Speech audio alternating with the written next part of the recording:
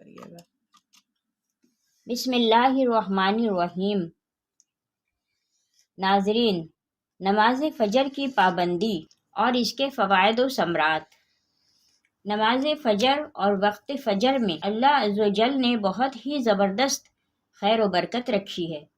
وہ شخص بڑا ہی بد نصیب ہوگا جو ان فوائد و ثمرات کو پڑھنے یا سننے کے بعد بھی نماز فجر کا اہتمام نہیں کرتا۔ نماز کے عمومی فوائد و فضائل بہت کثرت سے قرآن و سنت میں موجود ہیں، لیکن یہ خاص طور پر نماز فجر کے بارے میں جمع کیے گئے ہیں۔ بولیے۔ پہلا فائدہ، تاریکیوں میں مسجد جانے والوں کو بروز قیامت مکمل نور حاصل ہوگا۔ رسول اللہ صلی اللہ علیہ وسلم نے فرمایا، تاریکیوں میں پیدل چل کر مسجد جانے والوں کو قیامت کے دن مکمل نور کی بشارت دے دو۔ دوسرا فائدہ، نماز فجر پڑھنے والوں کے لیے جنت کی ضمانت۔ رسول اللہ صلی اللہ علیہ وسلم نے فرمایا، جس نے 2 ٹھنڈی نمازوں کا اہتمام کیا، فجر اور عصر کا، وہ جنت میں داخل ہوگا۔ تیسرا فائدہ، جہنم سے نجات۔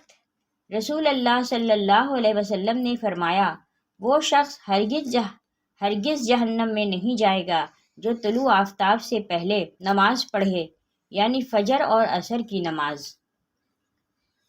چوتھا فائدہ، نماز فجر پڑھنے سے اللہ تعالیٰ کی سپرداری میں آنا۔ رسول اللہ صلی اللہ علیہ وسلم نے فرمایا، جو صبح کی نماز ادا کر لے تو وہ اللہ کی حفظ و امان میں آ جاتا ہے۔ پانچواں فائدہ، مکمل حج اور عمرے کا ثواب۔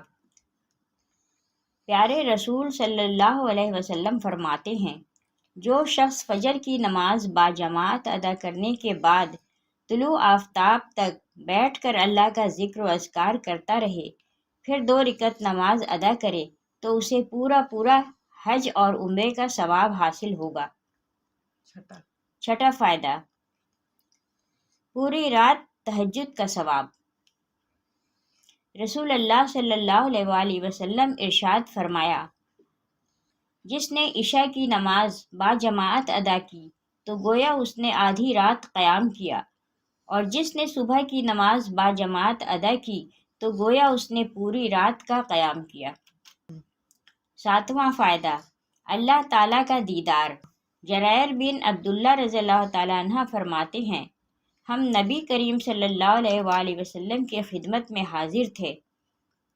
آپ صلی اللہ علیہ وسلم نے چاند کی طرف نظر اٹھائی جو 14ویں رات کا تھا، پھر فرمایا کہ تم لوگ اپنے رب کو اسی طرح دیکھو گے جیسے اس چاند کو دیکھ رہے ہو۔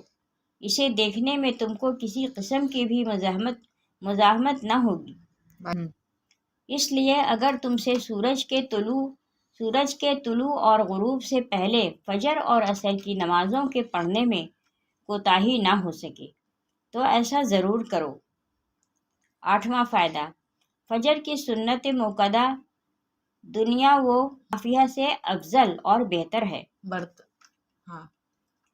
تو پھر فجر کی فرض نماز کی کیا فضیلت ہوگی؟ رسول اللہ صلی اللہ علیہ وسلم نے فرمایا، فجر کی 2 رکعتیں یعنی سنت دنیا اور جو کچھ اس دنیا میں ہے اس سے بہتر ہے۔ 9واں فائدہ، اجر اتنا عظیم کہ اگر لوگوں کو اس کے ثواب کا صحیح پتہ چل جائے تو لوگ رینگ کر بھی اس کے لیے ضرور حاضر ہوں۔ رسول اللہ صلی اللہ علیہ وسلم نے ارشاد فرمایا، عشاء اور فجر میں جو کچھ اجر و ثواب ہے، اگر انہیں اس کا علم ہو جائے تو وہ ان دونوں نمازوں میں ہاتھوں اور گھٹنوں یا سرین پر گھسیٹتے ہوئے بھی پہنچیں۔ 10واں فائدہ، نماز کے لیے اولین جانے والے کے لیے علم بردار فرشتے کی رفاقت۔ سیدنا میثم رضی اللہ تعالیٰ عنہ فرماتے ہیں، مجھے یہ بات پہنچی ہے، بے شک فرشتہ اپنا علم اٹھائے سب سے پہلے مسجد جانے والے کے ساتھ جاتا ہے اور اس کے واپس گھر داخل ہونے تک اس کے ہاں رہتا ہے۔ 11واں فائدہ، رات اور دن کے فرشتوں کا نماز فجر کے وقت جمع ہونا۔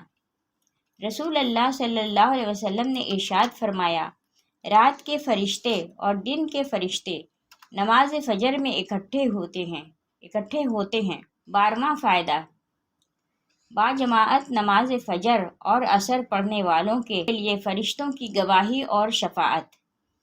رسول اللہ صلی اللہ علیہ وسلم نے ارشاد فرمایا، رات کے فرشتے اور دن کے فرشتے ایک دوسرے کے پیچھے تمہارے درمیان آتے ہیں، اور فجر کی نماز اور عصر کی نماز کے وقت وہ اکٹھے ہو جاتے ہیں۔ پھر جنہوں نے تمہارے درمیان رات گزاری ہوتی ہے وہ اوپر چلے جاتے ہیں، ان سے ان کا رب پوچھتا ہے، حالانکہ وہ ان سے زیادہ جانتا ہے، تم میرے بندوں کو کس حال میں چھوڑ کر آئے ہو؟ وہ جواب دیتے ہیں، ہم انہیں اس حالت میں چھوڑ کر آئے ہیں کہ وہ نماز پڑھ رہے تھے، اور ہم ان کے پاس کل عصر کے وقت اس حالت میں پہنچے تھے کہ وہ نماز پڑھ رہے تھے۔ ابن خزیمہ میں ہے، فرشتے سفارش کرتے ہیں، اللہ عز و جل آپ انہیں روز قیامت معاف فرما دیجیے گا۔ 13واں فائدہ، فرشتوں کی دعا۔ پیارے رسول صلی اللہ علیہ وسلم فرماتے ہیں، جو شخص نماز فجر پڑھنے کے بعد اپنی جائے نماز پر بیٹھا رہے تو فرشتے اس کے لیے دعا کرتے ہیں، اور فرشتوں کی دعا یہ ہوتی ہے، اے اللہ اس بندے کی مغفرت فرما، اے اللہ اس بندے پر رحم فرما۔ 14واں فائدہ، نماز فجر میں فرشتے حاضر ہوتے ہیں۔ ارشاد باری تعالیٰ ہے، نماز کو قائم کریں آفتاب کے ڈھلنے سے لے کر رات کی تاریکی فجر تک۔ بے شک فجر کی نماز کا جو قرآن ہے اس میں فرشتے حاضر ہوتے ہیں۔